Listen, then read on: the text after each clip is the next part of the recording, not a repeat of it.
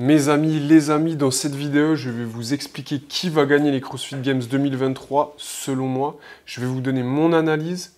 J'avais déjà fait une vidéo le concernant il y a quelques temps. Vous pouvez voir le lien juste ici ou en description. Mais le point important, c'est que vous allez voir qu'on s'est vraiment professionnalisé depuis cette époque-là.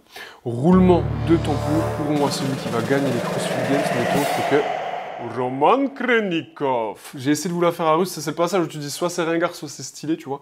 Je précise évidemment que c'était le caméraman qui a voulu que je le fasse comme ça, tu vois. Comme ça, je me déleste un peu. On va voir point par point pourquoi c'est son année, pourquoi c'est mon favori, pourquoi c'est celui, je vous jure, je le sens, qui va gagner les CrossFit Games cette année. Il y a une multitude de points et on va les voir chacun les uns après les autres. Point numéro 1, une très solide expérience des gros événements et des choses et des moments très difficiles que l'on peut rencontrer pendant les compétitions de CrossFit. Donc c'est vraiment quelqu'un qui est là, qui est dans le game depuis plusieurs années, qui a passé plusieurs fois les régionales, mais qui n'a jamais pu aller au CrossFit Games à cause de sa nationalité. Il a aussi participé à tous les grands événements européens en prenant à chaque fois des places sur le podium ou proche de celle-ci. Et il a une très solide expérience dans ce milieu-là. Point numéro 2, c'est un athlète qui n'a pas eu une carrière uniquement sur la phase ascendante. Il a connu les tréfonds, il a connu le fait de commencer à devenir moins bon, il a connu le surentraînement lors d'une année où il avait enchaîné beaucoup de gros événements, dont les French Throwdown, où d'ailleurs j'ai eu l'occasion de le rencontrer et de discuter un petit peu avec lui lors d'un échange. Il a fini assez loin dans le classement. Quand je dis assez loin, évidemment, c'est Olon qui critique Sangoku, mais ce que je veux dire par là, c'est qu'il a connu des moments très difficiles par rapport à son niveau et il a su, on va dire, rebondir par rapport à ça. Il a su prendre un virage, il a su être accompagné différemment et donc il a su justement progresser, rebondir et revenir l'année d'après à un game complètement différent. Point numéro 3, il commence depuis ces 2 dernières années, cette année comprise, à pouvoir participer aux CrossFit Games et aux plus grands events. Pourquoi? Parce qu'il n'a pas pu y participer à cause de sa nationalité russe et avec tout ce qui peut être un petit peu géopolitique qui viennent entacher un peu le côté sportif. Et donc les États-Unis lui ont tout simplement donné la nationalité américaine. Il est maintenant hébergé, entraîné, etc. et sous la coupe de Rich Froning qui n'est plus à présenter sur cette chaîne. Et donc il est vraiment détaché et serein dans son esprit. Et donc maintenant il peut vraiment attaquer sa passion et devenir vraiment un des meilleurs athlètes du monde depuis 2 ans. Point numéro 4, ses résultats de ces 2 dernières années sont en progression ultra importante et nous montre et laisse la porte ouverte au fait qu'il va bientôt décrocher le Saint Graal.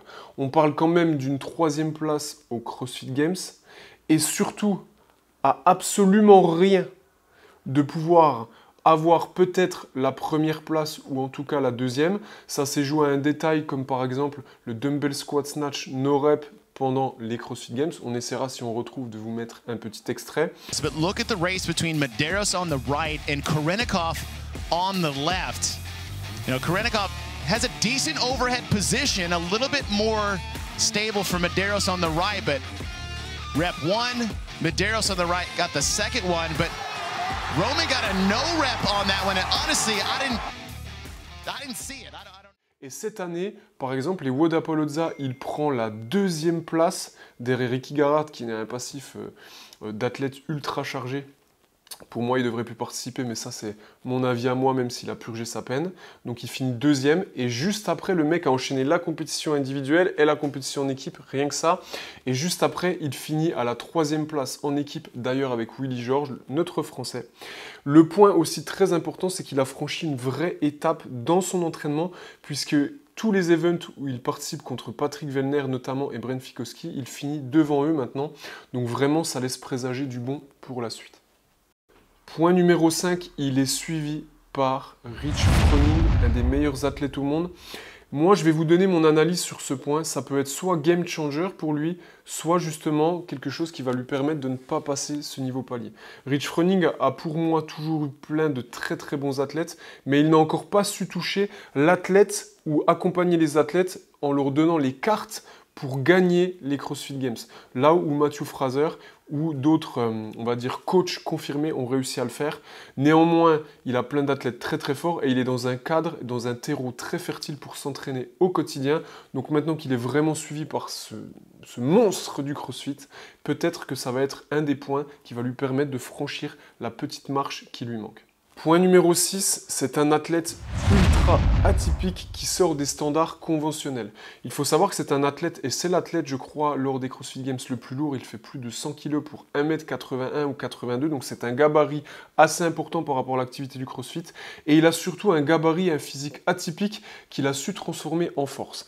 Pourquoi? Pour vous donner un ordre, quand j'ai rencontré cet athlète, je suis quand même quelqu'un qui est assez grand, je fais 1m89, quand je lui ai serré la main, ses mains étaient impressionnantes. Ses doigts étaient vraiment très grands et c'est un athlète, j'en ai déjà parlé dans ma vidéo, qui est un petit peu atteint, on dirait un petit peu du gigantisme. Il a vraiment des grandes portions, donc il est vraiment hors norme, il est très très atypique, il a une mobilité atypique et il a des leviers aussi atypiques puisqu'on voit qu'il a des cuisses assez fines et du coup ça lui permet d'être très résistant. En tout cas, il a un combo incroyable et le fait que cet athlète soit atypique va lui permettre peut-être d'avoir des caractéristiques que d'autres profils d'individus n'auraient pas forcément. En tout cas, j'en suis intimement convaincu et ça se ressent lors d'événements. Pour vous donner juste un ordre d'idée, pour dire que c'est un des athlètes les plus lourds et les plus grands du circuit haut niveau, on voit que sur des entraînements où il y a beaucoup de gym, il arrive quand même à monter en l'air tout le monde. L'event avec chest to bar et bench, lors des Wodapalooza, il fait tous les tours avec les chest to bar unbroken, là où des gabarits comme Ricky Garard sont obligés de breaker la gym. Donc tout ça pour vous dire que cette force, que cet athlète atypique, va devenir une force grâce à ses leviers. Point numéro 7, et pas des moindres, quand on arrive à ce niveau de la compétition, l'élément vraiment différenciateur pour moi n'est autre que son mental. C'est vraiment un athlète, on a vraiment l'impression quand on le regarde qu'il ne souffre pas, qu'il est capable de se mettre dans des états très très importants, qu'il est capable de prendre des risques au bon moment et que pour l'instant, de tout ce qu'on a pu voir, il a vraiment cette justesse de la situation qui est très importante. Une petite reproche qu'on pourrait faire à un athlète comme Patrick Vellner qui souvent va être sur cette limite où il flirte, il prend des risques et des fois ça paye pas toujours parce qu'il va prendre tellement de risques qu'il va se retrouver à filer par exemple des snatchs ou des montées de corde, on l'a déjà vu sur des gros événements et du coup ça lui porte défaut et il perd des places. Roman Khrennikov a vraiment cette justesse de la situation, il est capable de pousser le curseur à un niveau tel qu'il est capable justement d'avoir les capacités d'être le premier et en même temps cette prise de risque elle lui fait rarement défaut. Donc vraiment le point qui pour moi va faire la différence aussi, ce point numéro 7, c'est son mental, c'est sa capacité de réflexion et c'est sa justesse d'analyse de la situation par rapport au WOD et tout simplement à ses capacités. Pour conclure, tous ces éléments mis bout à bout font que pour moi cette année, Roman Khrennikov va et en tout cas a les capacités de décrocher le Saint Graal de notre activité, de devenir l'homme le plus en forme du monde et à gagner les CrossFit Games.